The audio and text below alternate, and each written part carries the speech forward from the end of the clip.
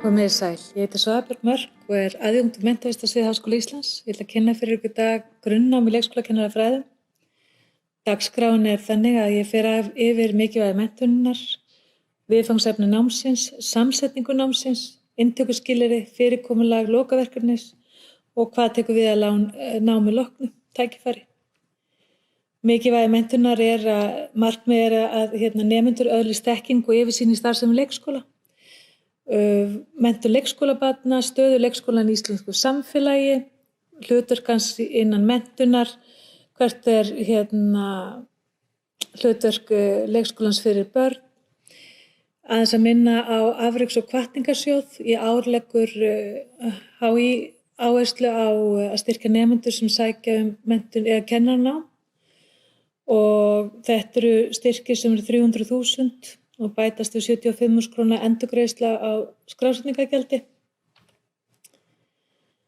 Og ég ætla svona aðeins að segja ykkur hvað er skemmtilegt við og af hverju við viljum velja leikskóla sem framtíðar starfsvettvang. Hér er dæmi það sem átti sér stað í hádegi í leikskóla og eftir hádegismatinn þá koma kennarar og nemendur fram og þar er drengur búinn að safna saman sniglum og ormum.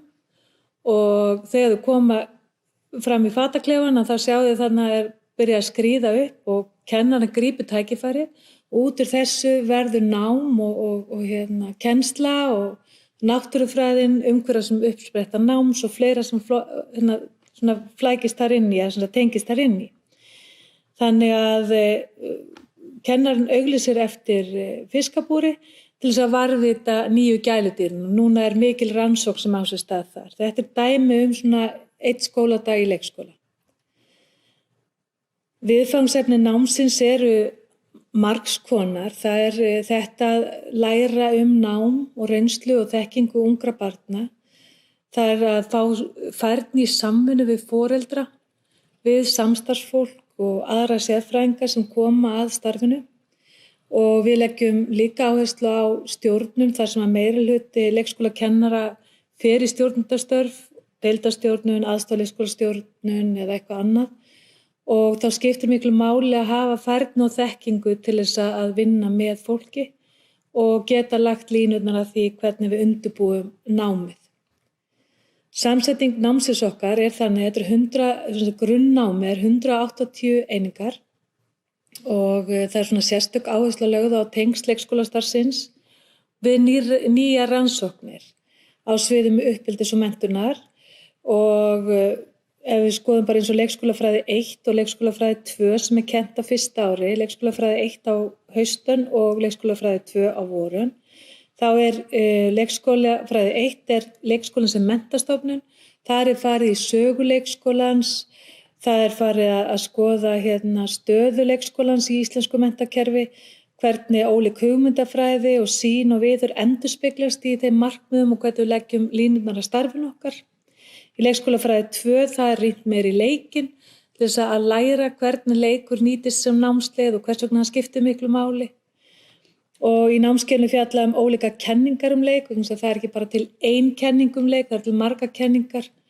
Og við þurfum að læra að meta svona hvað hentar okkur og út frá því ef við skoðum bara ólíka leikskóla, þá sjáum við engin leikskólar eins vegna þess að þeir velja sér áherslusvið út frá þeim kenningu sem þeir aðhyllast. Og þess vegna skiptir miklu máli að þekka þetta út frá þeim námstækifærin sem við ætlum að veita börnunum okkar. Vettvangsnám er stór og mikilvægur hlutur í leikskólakennaranámi. Við leggjum mikla áherslu á það að vera í tengslum við vettvang. Stór hluti nemenda okkar vinnur með leikskólan, með starfinu, náminu. Og þess vegna er svona það bil 20% af þessu er annarkvort vettvangsnám eða vettvangstengd verkefni. Og við gerum ráð fyrir því að nemarnir fá tækifæri til þess að tengja fræði við starf. Vegna þess að það þarf að fá að útfara, þarf að prófa, það þarf að reyna og eins og bara snigla dæmi eða gott dæmi það að við erum með áfanga sem heitir nám og uppspretta náms, það þarf að klippa þetta, En nýjungar í náminu okkar það er möguleika á launuðu starfsnámi á 5. ári og það þýðir það að nemar geta starfað með og fengið starfið sitt metið til eininga.